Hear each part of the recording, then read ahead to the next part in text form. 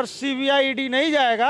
आप बीजेपी से बाहर हैं, विपक्ष में हैं, तो आप पर सीबीआई ईडी जाएगा परेशान करने के लिए, आपको पकड़ा जाएगा ताकि आप चुनाव न लड़ें, आगे हमारे खिलाफ कुछ बोले नहीं। जनता तो जिसे चुनेगी वही देश का नेतृत्व करेगा। नमस्कार, मेरा नाम आलोक है। आप लाइव स्ट्रीम देख रहे हैं। बिहार में महागठबंधन की सरकार बन चुकी है। अब तमाम जितनी विपक्षी पार्टियां हैं उन्हें एकजुट करने में नीतीश कुमार जो हैं वो जुट चुके हैं। अब ऐसे में बीजेपी साफ साफ नीतीश कुमार के खिलाफ दिख रही है, क्योंकि नीतीश कुमार को लेकर ये कहा जा रहा है कि प्रधानमंत्री पद के वो दावेदार हैं। 2024 में वो कड़ा टक्कर देंगे प्रधानमंत्री नरेंद्र मोदी को। अब ऐसे में नीतीश कुमार के खिलाफ में बीजेपी है। बीजेपी अब नीतीश कुमार के खिलाफ राजू दानवीर हमारे साथ हैं, जन अधिकार पार्टी के प्रदेश अध्यक्ष हैं, युवा प्रदेश अध्यक्ष हैं।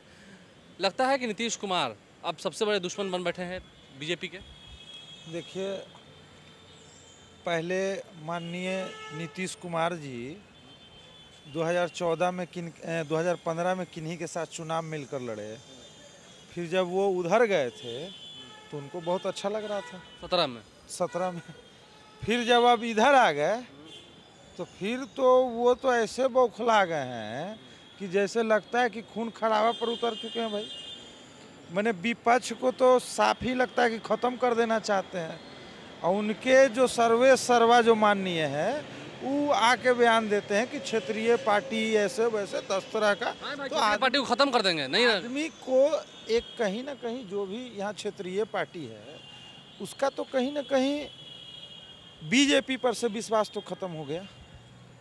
अब बीजेपी खिसियाए चाहे जो करे, बात सिर्फ इतनी है कि अभी जो ट्रेंड कर रहा है मार्केट में कि भाई कई लोग कह रहे हैं कि ये पीएम होंगे, कई लोग कह रहे हैं कि ये ऐसे होंगे, नहीं ये सीएम रहेंगे, सीएम से अब पीएम होंगे।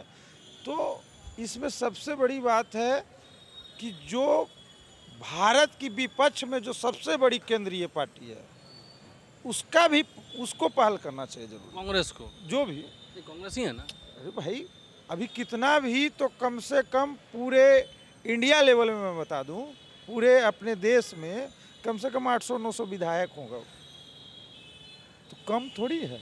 बड़े उनका भी मायने, उनका भी पहल करना चाहिए, आगे बढ़ना चाहिए। बिल्कुल बिल्कुल। लेकिन प्रधानमंत्री नरेंद्र मोदी तो पिछले दिनों कह रहे थे कि तमाम जितने भ्रष्टाचारी हैं जिन पर एक्शन हो रहा है, अब उनके पक्ष में कुछ राजनीतिक दल उतर आए हैं और पोलराइजेशन हो रहा है, यानी कि ध्रुवीकरण। देखिए, आप 7 साल पहले क्या कह कर आए, 8 साल पहले क्या कह के आए, तो आज के डेट में तो जो बोलिएगा जो पूरा रिकॉर्ड रहता है, कहीं हिलने वाला बात तो है नहीं।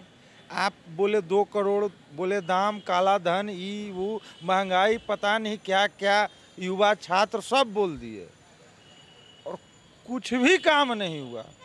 ये जब चुनाव आते हैं तब चुनाव में ये बात करते हैं हिंदुत्व का, चुनाव में बात करते हैं धर्म विशेष का, चुनाव में बात करते हैं कुछ और का, और इनके मुद्दे खत्म हो जाते हैं।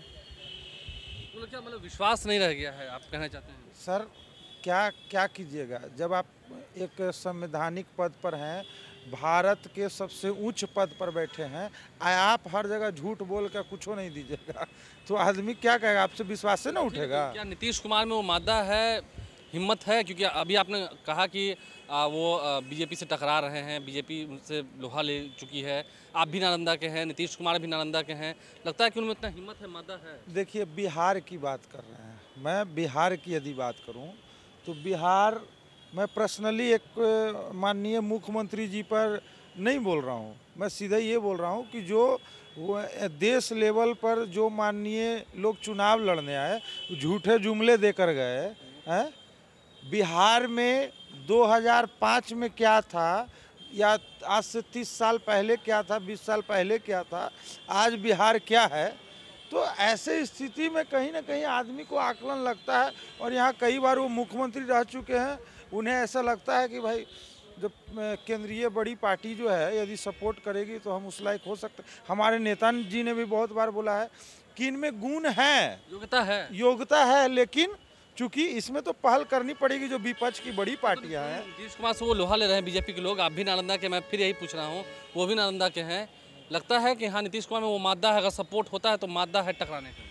देखिए, जो बिहार में उचलाए हैं तो उस हिसाब से तो ऐसा लगता है कि अब उनके पार्टी का उनका सब क्यों नहीं, मैंने आदमी क्यों नहीं विपक्ष अगर एकजुट करते हैं, आपकी पार्टी को भी साथ लाते हैं, सबको साथ लाते हैं, विपक्ष को एकजुट करने में सफल होते हैं, तो हाँ लगता है कि 24 में परिणाम अलग होंगे। तो विपक्ष एकजुट होंगे तो परिणाम अलग होगा, निश्चित परिणाम अलग होगा। नहीं, फिर भी बीजेपी के लोग कह रहे हैं कहाँ टकराएंगे, उनके सामने कोई है ही नहीं। ऐसा नहीं है।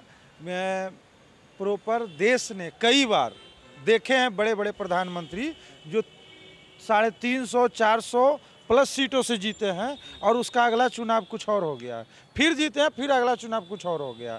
तो आप जनता का वोट आप तय कीजिएगा, यानी कि आप सीडी ईडी सीडी सीबीआई सब आप तय कर रहे थे, जनता का वोट नहीं ना तय कर रहे हैं। वो तो जांच एजेंसियां वो थोड़ी तय कर रही हैं। सर जांच एजेंसियां क्या कर रही है और दुनिया जान रही है किसके इशारे पर कहां पहुंच जा रही है, उसमें क्यों नहीं है जो अभी सत्ता में है, केंद्रीय सत्ता में है, उनके पास, मंत्री के पास पैसे नहीं है, बीजेपी के नेता के पास पैसे नहीं है, वो लोग नहीं काम कर रहे हैं। कोई सबूत तो नहीं देता है ना। अरे भाई आप बीजेपी में हैं तो आप पर सीबीआई ईडी नहीं जाएगा, आप बीजेपी से बाहर हैं, विपक्ष में हैं तो आप पर सीबीआई ईडी जाएगा, परेशान करने के लिए आपको पकड़ा जाएगा ताकि आप चुनाव न लड़ें, आगे हमारे खिलाफ कुछ बोले नहीं, ये नहीं कर। अरे भाई जनता पर अब सीबीआई ईडी थोड़ी डाल सकते हैं, जनता तो जिसे चुनेगी